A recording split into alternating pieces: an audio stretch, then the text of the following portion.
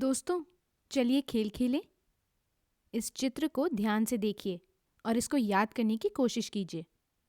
चित्र देखने के लिए आपके पास बस 5 सेकंड का समय है।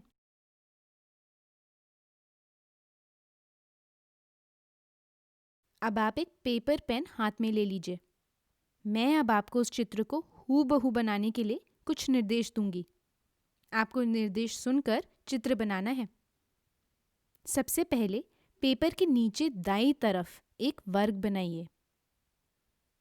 अब पेपर के बिल्कुल बीचों बीच एक रेखा खींचें जो पेपर को 2 बराबर भागों में बांट दे। अब बाएं भाग में ऊपर की ओर 4 वृत्त बनाइए जो एक तिरछी रेखा में हो। अब कागज के मध्य से एक बड़ा सा त्रिकोण बनाएं और उसके अंदर 2 और छोटे त्रिकोण बनाएं जिनकी एक रेखा कॉमन हो। आइए देखें कि दिखाए गए चित्र से आपका चित्र कितना मिलता जुलता है या फिर अलग है।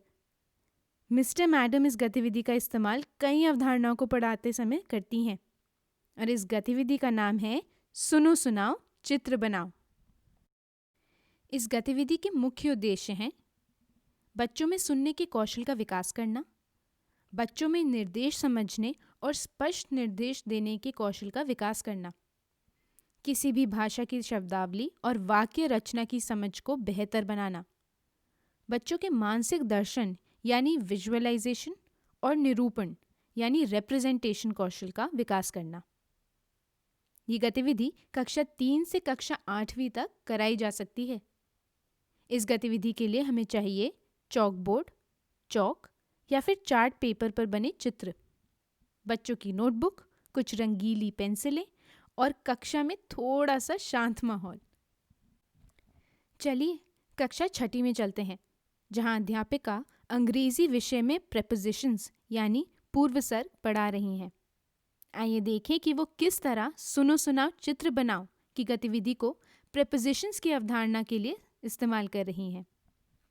बच्चों, मैंने बोर्ड पर जो चार्ट लगाया है उसे ध्यान से देखो।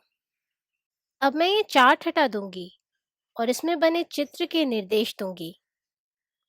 तुम्हें निर्देश सुनकर सही चित्र बनाना है। निर्देश ना समझ आने पर आप हाथ उठाकर दोबारा पूछ सकते हैं। चलो शुरू करें। पहला वाक्य है the book is on the table. दूसरा है fish is in the water. तीसरा है the ball is to the right of the girl.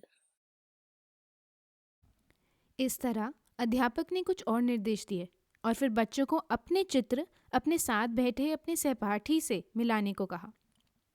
इसके बाद वापस चार्ट को बोर्ड पर लगाकर पूनम जी ने बच्चों को चार्ट से अपने चित्र मिलाने के लिए कहा। कक्षा 3 में अलग अलग तरह के आकारों की समझ को परखने के लिए प्रीति मैडम ने आइए देखें क्या किया। उन्होंने अलग अलग आकृतियों से बने चित्र कुछ बड़े चार्ट के टुकड़े पर बना लिए। इसके बाद उन्होंने बच्चों को ये चार्ट के टुकड़े दिए और कहा, बच्चों, ध्यान से इन चित्रों को देखो। अब तुम मुझे निर्देश देना और मैं बिना देखे किसी एक चित्र को बोर्ड पर बनाऊंगी। फिर हम सब समूहों में ये खेल खेलेंगे। राहुल, क्या तुम मुझे निर्देश देना चाहोगे? दीदी, आप सबसे पहले बीच में एक वृत्त बनाओ। अब उसके दाहिनी ओर एक बड़ा सा वर्ग बनाइए जो वृत्त को छूता हो। अब वर्ग के ऊपर वर्ग की भुजा बराबर त्रिभुज बनाइए। अरे वाह राहुल, आकृतियों के नाम तो तुम्हें अच्छे से याद हैं। तो दोस्तों देखा आपने किस तरह अलग अलग तरीकों से आप इस गतिविधि का इस्तेमाल कर सकते हैं। बच्चे चाहें तो अपना अपना चित्र बनाकर अपने साथ बैठे बच्चे को निर्देश देकर उसे बनाने को भी कह सकते हैं। दोनों को बारी बारी निर्देश देने और चित्र बनाने का मौका मिलेगा। आपको ये गतिविधि कैसी लगी और आप किस किस तरह से इसका इस्तेमाल कर सकते हैं, ये हमारे साथ नीचे कमेंट बॉक्स में लिखकर ज़रूर साझा करें।